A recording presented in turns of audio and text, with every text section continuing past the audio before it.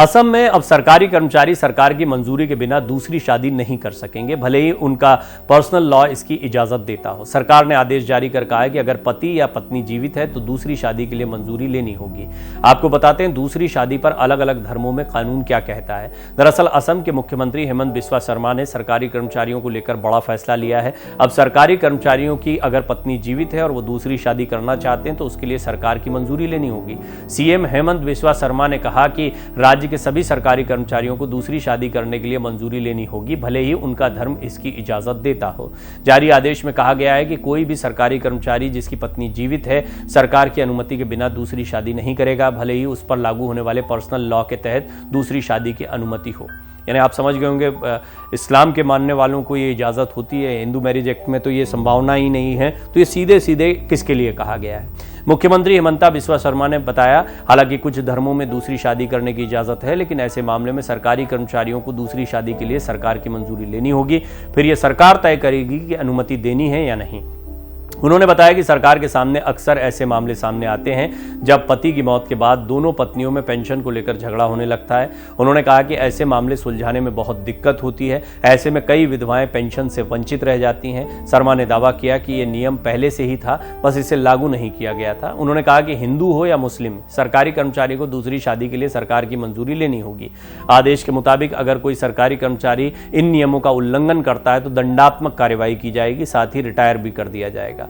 सरकार का यह आदेश सिर्फ राज्य सरकार के कर्मचारियों पर लागू होगा। आम लोगों को दूसरी शादी के लिए सरकार की मंजूरी की जरूरत नहीं है। हालांकि असम सरकार एक से ज्यादा शादियों पर रोक लगाने के लिए कानून लाने जा रही है। हाल ही में सीएम शर्मा ने बताया था कि बहु विवाह को रोकने के लिए दिसंबर में कानून लाया जाएगा। बहु विवाह रोकने के मकसद से कानून बनाने के लिए असम सरकार ने कमेटी का गठन किया था। कमेटी की रिपोर्ट के आधार पर कानून बनाया जाएगा। अब आपको बताते हैं दूसरी शादी पर अलग अलग धर्मों के पर्सनल लॉ क्या कहते हैं। 1955 के हिंदू मैरिज एक्ट के तहत पति या पत्नी के जीवित रहते या बगैर तलाक लिए दूसरी शादी करना कानूनन अपराध है। इस कानून की धारा 17 के तहत अगर कोई भी पति या पत्नी के जीवित रहते या बिना तलाक लिए दूसरी शादी करता है तो उसे 7 साल की जेल हो सकती है। सजा का यह प्रावधान आईपीसी की धारा 494 में किया गया है। हिंदू मैरिज एक्ट हिंदुओं के अलावा सिख, जैन और बौद्ध धर्म के लोगों पर भी लागू होता है। मुस्लिमों के लिए मुस्लिम पर्सनल लॉ है। मुस्लिमों में 4 शादी यानी निकाह करने की इजाजत है, लेकिन सिर्फ पुरुषों को। 5वां निकाह तभी वैध माना जाता है जब 4 में से किसी एक पत्नी से तलाक हो चुका हो या किसी एक पत्नी की मौत हो चुकी हो। ईसाई धर्म को मानने वालों की शादी क्रिश्चियन मैरिज एक्ट 1872 के अंतर्गत आती है। हिंदू मैरिज एक्ट की तरह ही इसमें भी ईसाइयों के दूसरी शादी करने की मनाही है। ईसाई धर्म को मानने वाले दूसरी शादी तभी कर सकते हैं जब दोनों में से किसी एक के पार्टनर की या तो मौत हो चुकी हो या फिर तलाक हो चुका हो। स्पेशल मैरिज एक्ट 2 अलग अलग धर्मों के वयस्कों को शादी करने का अधिकार देता है। स्पेशल मैरिज एक्ट में भी पति या पत्नी के जीवित रहते या तलाक लिए बगैर दूसरी शादी करना अपराध है और ऐसा करने पर 7 साल तक की सजा हो सकती है। एक सवाल यह भी उठता है कि क्या पति या पत्नी की सहमति से दूसरी शादी की जा सकती है और क्या ऐसी शादी वैध मानी जाएगी? तो इसका सीधा जवाब है नहीं।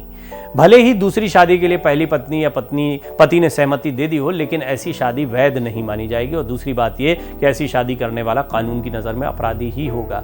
हालांकि धारा 494 के तहत दूसरी शादी को असंज्ञेय अपराध माना गया है। इसका मतलब यह है कि ऐसे मामलों में सीधे FIR दर्ज नहीं करवाई जा सकती, बल्कि मजिस्ट्रेट के सामने अर्जी दी जा सकती है।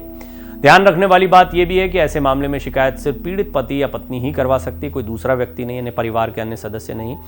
पहली पत्नी के जीवित रहते और बिना तलाक दिए पति दूसरी शादी कर लेता है तो उसकी पत्नी ही शिकायत दर्ज करवा सकती है। पत्नी की ओर से कोई दूसरा व्यक्ति या कोई बाहरी व्यक्ति इसकी शिकायत नहीं कर सकता।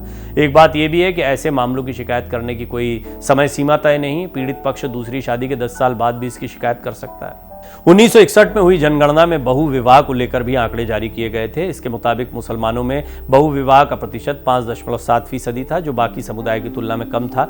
हिंदुओं में यह दर 5.8%, बौद्धों में 7.9%, जैन में 6.7% और आदिवासियों में तो 15.25% थी। इसके बाद हुई जनगणना में बहु विवाह पर आंकड़े नहीं जुटाए गए। हालांकि उसके बाद नेशनल फैमिली हेल्थ सर्वे में जो आंकड़े सामने आए उससे पता चलता है कि बहु विवाह के मामलों में कमी जरूर आई है, लेकिन यह अभी खत्म नहीं हुआ है। भारत में इस्लाम को छोड़कर बाकी सभी धर्मों में बहु विवाह पर रोक है। मुस्लिम पुरुष चाहें तो 4 पत्नियां रख सकते हैं। NFHS 5 के आंकड़ों के मुताबिक 1.9% मुस्लिम महिलाओं ने माना है कि उनके पति की ओर भी पत्नी या पत्नियां हैं। वहीं 1.3 हिंदू और दूसरे धर्मों की 1.6% महिलाओं ने अपनी पति की दूसरी पत्नी या पत्नियां होने की बात मानी है।